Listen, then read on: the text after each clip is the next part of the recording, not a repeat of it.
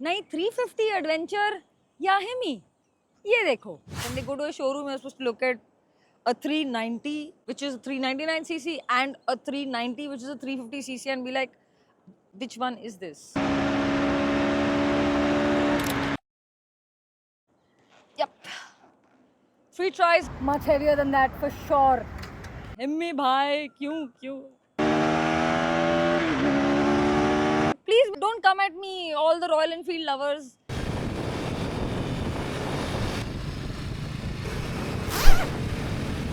Hi guys and welcome back to Bike with Girl. Oh my god, मतलब एक ही हफ्ते में दो वीडियो, वो भी एडवेंचर बाइक्स पे बैक टू बैक। क्या बात। I mean, yeah, it's called dedication. मैं डेडिकेट होती हूँ YouTube के लिए थोड़ा, और फिर अनडेडिकेट भी जल्दी हो जाती हूँ, वो प्रॉब्लम है। पर इंस्टाग्राम पे आई एम वेरी डेडिकेटेड, तो प्लीज फॉलो मी देयर। आज मेरे साथ है नई 350 एडवेंचर फ्रॉम KTM और the Himalayan, which does not belong to me but belongs to the person behind the camera, जिसने अभी सिर्फ 5 दिन पहले ही इसको खरीदा है। मैंने बोला भाई तेरे को तो इसको लाना पड़ेगा because we need to do a comparison। तो लगे रहो, डटे रहो, क्योंकि डायरेक्ट कंपैरिजन करने वाले हैं दोनों का और बताने वाले हैं which is better। Also going to tell you what you get in a whole 60,000 rupees less on the new 350cc adventure from KTM।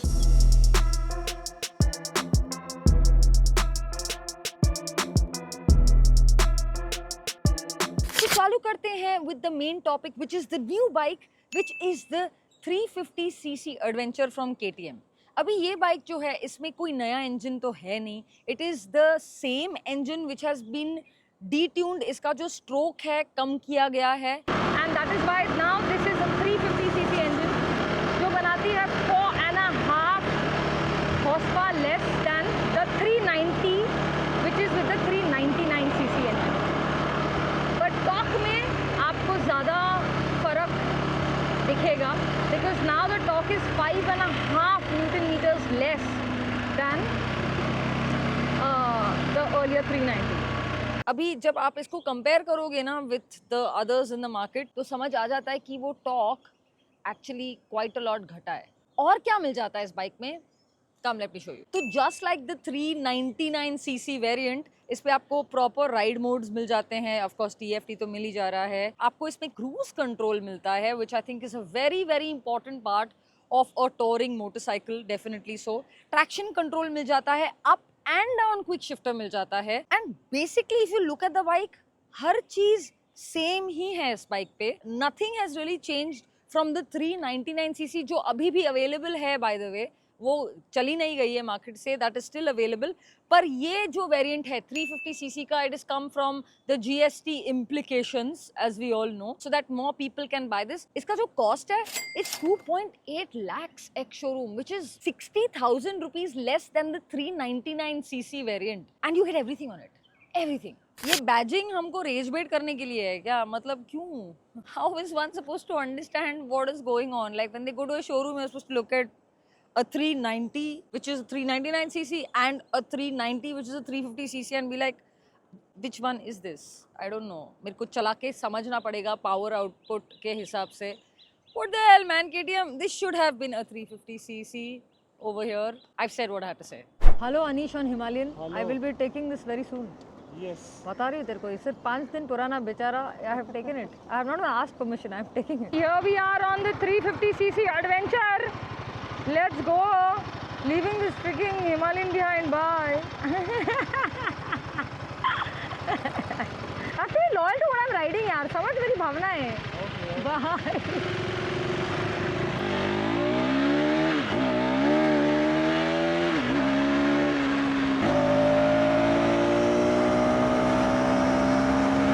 It is a pretty powerful engine, I have to give it that। We will just do a little bit of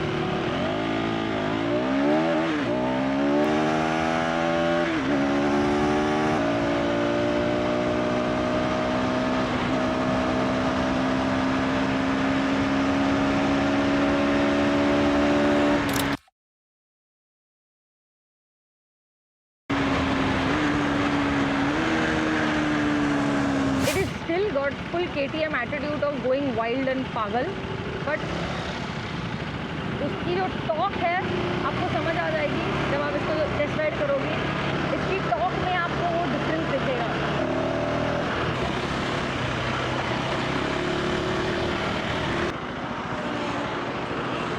yes, इसका power और talk कम हो गया है, पर इसकी जो top speed है it is still hitting quite high speeds. मैंने तो देखा भी नहीं, बट KTM इज क्लेमिंग 150 आपके 390 पे होती थी, इस पे आप 148 कर पाओगे, जो मैंने आई थिंक देख लिया है आज इस पे ही। First up it is pretty buzzy यार, it is pretty buzzy on the handlebars, it is pretty buzzy on the foot pegs, this section. Vibes तो आ रही हैं ढेर सारी, और मतलब 390 एडवेंचर जो 399 सीसी वाली थी उस पर भी आती थी, पर इतनी नहीं मेरे को फील हुई। आप फील कर रहे हो वाइब्स? ये टाइम करो स्वैप।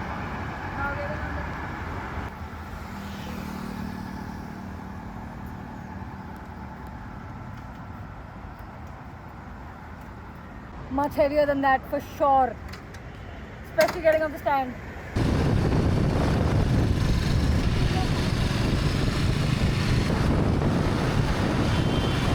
अभी हमने इसको चला लिया है एंड लाइक आई सेड, इस बाइक पे apart from the engine nothing really has changed, तो मैं उसमें घुसने नहीं वाली हूँ। बस I want to talk about comparing to very very important adventure motorcycles of the market right now, जो है रॉयल एनफील्ड हिमालयन और हमारी नई 350cc एडवेंचर फ्रॉम KTM। तो चालू करते हैं with the main thing which is the power output and the torque output. तो ये बाय द वे बना रही है 1 horse power more than the Himmy, ठीक है, विच इज़ ग्रेट। जहाँ पे चीज़ें बदलती हैं वो है द टॉक, क्योंकि ये बनाती है a whole 7 newton metres of torque less than the Himmy. Now, it's fine. I mean, if you're out there riding, dailying a motorcycle, then I don't think you'd really need that crazy torque output. But if you're touring, आप चढ़ान पे हो, तो आपको यार वो चाहिए ना, वो एक्स्ट्रा टॉक चाहिए to be able to get out on off-road patches when you're on a hill or a mountain. You need that extra torque, which is where I feel like this थोड़ा mark house, इसको थोड़ा जगाना पड़ता है यार। अब आते हैं फीचर्स की बात पे, which I think are very very important on a touring and even a daily motorcycle today. KTM 350 adventure जो 60,000 लेस की है, उस पे आपको मिल जा रहा है cruise control, traction control and modes, and one of the most important things, an up and down quick shifter, which for me in 2026 is it's important, it's a deal breaker. I need that on my motorcycles. अभी आते हैं हिम्मी पे। हिम्मी भाई क्यों इतना पैसा दे के भी तुम पे नहीं आता। इस पे आ जाता है आपको TFT and you get map mirroring on it. It's a good feature for touring. I really freaked out on it जब मैं इसके राइड्स पे गई थी, मैं बहुत खुश हुई थी, इतने रील्स बनाए थे इस पे and all। पर आज जब इसको देखो 2026 में, तो I feel like that's a bit outdated. You need freaking cruise control on a tourer. You need an up and down quick shifter on a tourer. You need freaking traction control. आपको क्या लगता है? Comments में बताओ। Please don't come at me, all the Royal Enfield lovers. I'm not against this bike at all, as you have seen. मैंने already बहुत अच्छी चीजें उसके बारे में बोल चुकी हूँ, पर ये फीचर्स आज आनी चाहिए यार इस बाइक। अभी आते हैं इसके एडवांटेजेस पे, इसके स्ट्रॉन्ग पॉइंट्स पे। इसका जो वेट है, it is a lot less. I you seen that? एक झटके में पूरी बाइक प्रॉपर ऊपर आ गई है। It is a lot less than the Himmy. This is heavy. मेरी हाइट 5.5 है, मेरा weight about at the moment घट गया है। It's let's not talk about it, but it's kind of like 40-41. Okay, this is the Hemi now. Okay.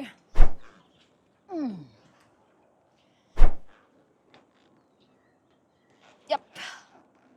3 tries and we're good. I've always felt like ये ना top heavy motorcycle है, और इसका जो metal है, it really shows up in terms of weight. इसकी height जो है इतनी नहीं है, पर इसका weight is where I feel like this becomes a little bit of a problem. इसकी seat height actually इससे कम है, तो आप देख रहे हो, it's not so bad. I am TP towing, पर आधा मेरा जो फुट है ना, आधा नीचे है, which is great. Now let me switch quickly to the 350। I will be calling it the 350 only, I am sorry, it's not the 390 for me, ठीक है। This is definitely taller than this one, But again, for me, as a 5.5, 40 kg person, I prefer this kind of motorcycle क्योंकि yes, it's a tall bike, but इसका weight इतना नहीं है. तो जब आप घुमा रहे हो in close spaces and all, I find this a lot easier to move around than the Hemi. And इसकी जो seat है, they've done a pretty good job with not keeping it broad and wide.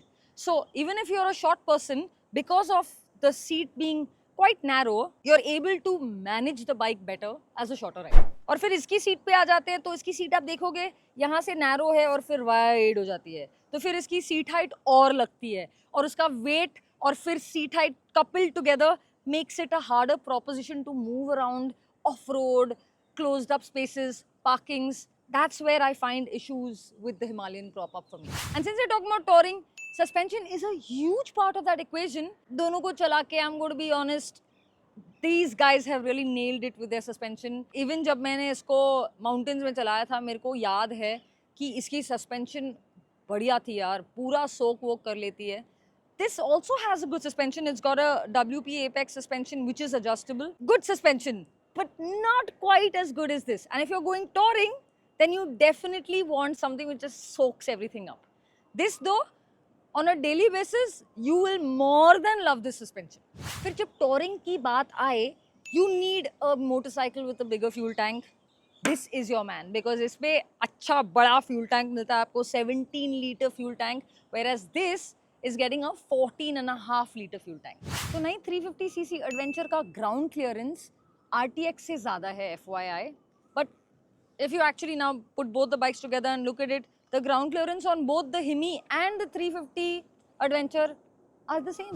दोनों की windshield की बात करें तो the Hemi stock gets छोटा-ish windshield, which does not work for me at all. I'll be very honest with you. This is the kind of stuff that works for me. I need a nice tall windshield कि when I'm touring, especially long rides, I don't get slapped in my face by the wind and the mosquitoes and the flies that come along with it. Neither are adjustable. अभी overall look की बात करें दोनों की, definitely this guy is winning it for me. इसकी जो look है, it's a lot more imposing.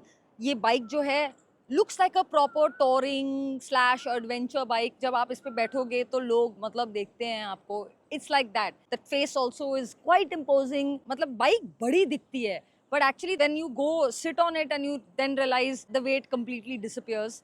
फिर आप हिमी को देखो तो छोटी लगती है ना थोड़ी. It looks kind of small. It doesn't really give out that adventure vibe. It's a more mature looking motorcycle definitely. अभी करते हैं इन दोनों की प्राइस की बात. Let's start off with the TVS RTX जिसका प्राइस सबसे कम है और जो स्टार्ट होती है 1.99 lakhs एक्स शोरूम पे. ठीक है, which is feature loaded, very nice motorcycle to ride. मैंने उसका रिव्यू यहाँ पे डाला है. Unfortunately हमारे पास आज वो बाइक है नहीं, so I could not really compare that. पर मैंने थोड़ी बातें उसके बारे में भी की हैं. But I think at 1.99 lakhs ex showroom it's a brilliant deal. फिर जाते हैं नई 350 एडवेंचर पे जिसका प्राइस है 2.8 lakhs ex showroom. Also brilliant deal जब आप कंपेयर करोगे उसका भाई जो है 399cc वाला which is a whole 60,000 rupees more. पर इस पे आपको सारे फीचर्स मिल जा रहे हैं. सिर्फ इंजन थोड़ा मतलब कम पावर और कम टॉर्क बनाएगा, वरना हर चीज इस बाइक पे वही है जो आपको 60,000 रुपीज ज्यादा देके मिल रही हैं ऑन द 390. फिर आते हैं हिमी पे with starts at 3.05 lakhs and goes on all the way to 3.37 lakhs. Anish ने अबाउट 4.09 भरा है on road for his bike. Also great price, very good engine. बस मेरे लिए ये बाइक यहाँ मार खा जाती है कि भाई आप इतने हेवी क्यों हो, आपके फीचर्स कहाँ हैं. ये मेरे लिए थोड़ी वहाँ पे प्रॉब्लम हो जाती है. And then this thing here at 2.8 is a really good deal. ठीक है, तो this was my honest review of keeping both of these bikes together. आज दोनों को चला के मेरी यादें ताज़ा हो गई है on the Hemi. आपको कैसा लगा ये वीडियो ज़रूर बताना कमेंट्स में. And share this with a friend who's looking for the new 350cc for 2.77 या 2.8 lakh ex showroom. And yes, हमें सब्सक्राइब करना मत भूलिएगा यार please. And don't forget to also follow me on Instagram. Backward Girl! See ya!